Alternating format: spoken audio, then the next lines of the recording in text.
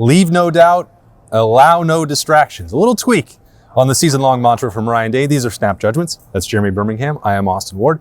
And Ryan Day, pretty amped up, I'd say, just to get out to the practice field. He seemed very dialed in, was not willing to entertain any of the conversations about big picture things and what it means for this program to be here, or none of that stuff matters. Will Howard said it about 3 times in his 5-minute sit down. Doesn't matter what they've done if they don't win on Monday night against Notre Dame. And Ryan Day's mottos and his mantras have seeped into everything that his players have said in the last month, and you can see that. It reminds me very much of like when players 20 years ago would get tresselized. Like you'd see Troy Smith at the end of his career was like totally tresselized. It was as if Jim Tressel had a hand up their backs and was puppeting them, and you can see that kind of with Didn't know how graphic we needed that to be. Well, it's Wednesday. It is. That normally is reserved for Fridays. Yeah. But it's certainly a group that seems focused. We talked to Sonny Styles, Lorenzo Styles, Josh Fryer, Will Kazmarek, Will Howard, Carnell Tate for a minute. Everyone's pretty dialed in. Carnell's in a good mood, joking around a little bit, and but overall, this team knows like nothing matters except for winning on Monday night. Yeah, which is true. There was a point about midway through Ryan Day's availability where it's like he is very eager for this to be over. He said it. He was like, "These are the most important days of the week for me. This practice that's going to happen today is the most important one because I have to give them a plan. It's a different week because, Wednesday in their vernacular is not Wednesday when you're playing a Monday game. They want to get out there, install that game plan. He wants them to be able to absorb that and go practice fast so that they can play fast on Monday. And then he wanted to move fast. So some of the answers were like he had a double espresso before he came out. And then as soon as Jerry Emick said, last question, he just grabbed his phone out and he was out of there. It was none of the glad handing or smiling or joking, which, I know that's veering into vibes and psychological territory, but that's, those are the things that you observe. This team knows what's in front of it. This is what they've worked all year for, and they don't want to waste any of these moments if they don't have to. No, and they're focused on Notre Dame. I mean, there's a healthy amount of respect for Notre Dame from every player we talk to, from Ryan Day. I've seen this concept floated around the Buckeye sphere that Ohio State had to get through Texas and that this game is going to be a la TCU for Georgia in 2022. And I want to push back against that narrative or that idea resoundingly. Like, this Notre Dame team is good. They may not be as talented as Texas. They may not be as explosive as Oregon. They may not have the NFL front line guys like Tennessee did.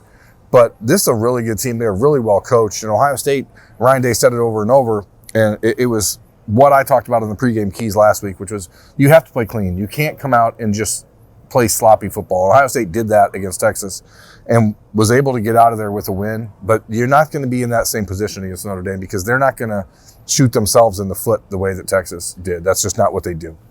I see numerous differences between that TCU team and this Notre Dame team, but for starters, you just like Notre Dame has absolutely earned the right to be in that game, and I think you can look back at the previous format and the path and how TCU got there, and I don't think that anyone really believed that they thought they belonged on the same field. They didn't as Georgia, but anybody else that could have been in that game would have done the same thing to them, in my opinion. Now, I could have been wrong, and there's no way for me to prove that, but what happened once they got to the title game made it pretty clear. What's different is you cannot look at the teams that Notre Dame has played in virtually every game other than one this year, which was, 3-4 months ago at this point, and who they went through on the way to get to the national championship game. They absolutely belong, and aside from that, if you think it's just going to be a coronation on Monday night, and Ohio State is favored by more than a touchdown for a reason, I think they are the better, more talented team top to bottom. You look at the previous two matchups, and they were favored by roughly those same margins in those games as well, and got into fist fights and slugfests and powerhouse matchups.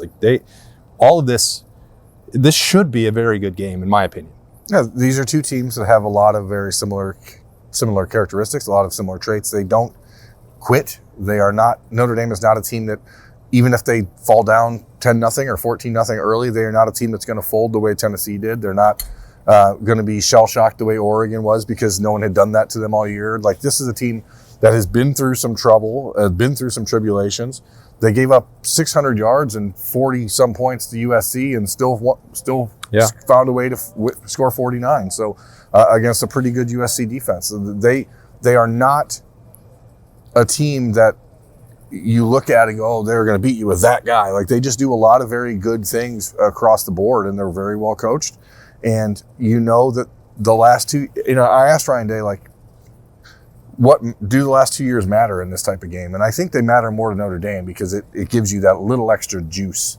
Ohio State can say, yeah, well, we beat them twice in a row. This is a Notre Dame team that says, hey, they beat us twice in a row, and it was this close both times, and we arguably should have won both of them. So Ohio State's in a position where they need to come out and assert themselves early, and you saw Ryan Day in that answer to me say, we got to be aggressive from the start. And that's ultimately what I'm interested in. Like, does that mentality carry over? Because we've seen, and I've posited and postulated here before, and I think sometimes Ryan Day gets too caught up in respecting his opponent and expecting a rock fight when it doesn't have to be with the players Ohio State has. You can come out and do what you do. You don't have to try to prove, like Notre Dame, they're going to want to get this into a fist fight. Ohio State needs to not worry about proving their toughness. They need to come out and be physically assertive and physically dominant, but not in the way that we've seen Ohio State in previous big games prior to, before this 3-game run,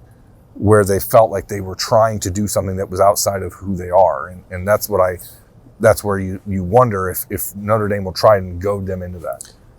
Well, they did that a year ago. Yeah. They sent their aging former head coach out there to goad Ryan Day on national television, and I think you could maybe argue that he took the bait. Now, Ohio State did win that game with toughness, and they were pushed to the brink in the fourth quarter, and they won with really good defense, and they ran the ball when they had to, and they got a little help from Al Washington and Marcus Freeman in the closing minutes there that we all know. But that's one game that you put in the pile that's like, did you have to play it that way? There were moments where it's like, you still have Marvin Harrison and Emeka Ibuka out there. You don't have to play this way. And even 2 years ago, I think there were points of that game where it's like, well, they're really good, and you're just not going to be able to blow them off the field. Like, you can. Yeah. If you're Ohio State, you have the capability of doing that to anybody. I mean, that was Marcus Freeman's first game as a head coach. So if there was a time to get him, that was probably it. That's true. To try, and Ohio State played into their hands a little bit. And so Ryan Day's answer to me about being aggressive from the start is something that I'm keying on because I think that's so vital this week. Sometimes I feel like when I look back at the season as a whole for like fast starts, I think that they got so thinking of narratives, I guess. They got so far into their planning of playing with slower tempo and playing 16 games that there's like, oh, if you don't start fast in the first quarter, who cares? Like, they're going to just flip the switch in the third quarter and blow some teams out. That's not been the case in the playoff games. Like, it's not like as easy as just saying, well, today we're going to start fast. But I think if you're sending the message that you're going to play with tempo, or you're going to be aggressive with the defensive scheme, and you're not going to wait to respond to how teams want to play you, I think they've, like, everything from the execution to the game plan to the energy to the pregame stuff that we see with Ohio State has all been very different. Like, Ryan Day calls it the best version of themselves. I think you're seeing that now. Clearly the results suggest that, but I think some of this buying into the length of the season came at some cost on a week-by-week basis, although it has set them up for something that they were building for on Monday night anyway. Yeah, but now there is we got to get through the next 7 weeks. Like this, if you lose, you go home. So Carnell Tate was asked, like, what's been the difference in Ryan Day? And he said, he said, whatever it takes, we're going to do. He said that, the Ohio State's been trusting their wide receivers more, and that isn't to indicate that they weren't trusting the receivers earlier. It's saying, we're going to trust you guys to go out there and assert the dominance of this team, as opposed to doing what they did in a number of instances this year, which is we're going to set up the pass by using the run. Like, that's not what Ohio State's best version is. We've talked about that enough. But what you do see is a team that understands the assignment. Like, if you lose, the season's over. This game is unique in that if you win, the season's over. So there's no reason to hold anything back anymore. There's no reason to intentionally be slower or more methodical on offense. Like, you go out there and you put the pedal to the metal and make Notre Dame, who is very sound, but they're injured. They do not have anywhere near the depth Ohio State does. I think if you're Ohio State, you go out this game and you put the pedal down and say, let's go. Like, let's force them, because of how hard Notre Dame plays snap to snap. Like, you can probably get them in a position.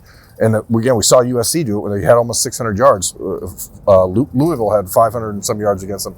Like, those teams that have the weapons on the outside and the ability to run the ball, like, that's where Notre Dame can get got. And I think that's really the mindset Ohio State has to realize. Like, we have the guys to make them uncomfortable. And Notre Dame has been the defense that's made other people uncomfortable all year. Was there anything else that you picked up on last media availability in Columbus? Any news that you... No, not news. I mean, everyone seems pretty healthy. Will Howard joking about his hand and how, people are going to worry about it. He said he popped a blood vessel, and it is what it is. They said it's happened earlier this season as well. I don't know whose helmet he keeps hitting his hand on, but he probably stopped that. Will Kazmarek said that they've had a couple brutal practices heading to prepare for this type of game. And I just asked him, like, do you like having a fist fight? And he said, yes, that's what we want. So, like, that is a different mindset than we've seen out of this Ohio State team. And maybe it's just because that's Will Kazmarek and he's the Cade Stover. Well, you have mentality. G. Scott is tight end their teammate.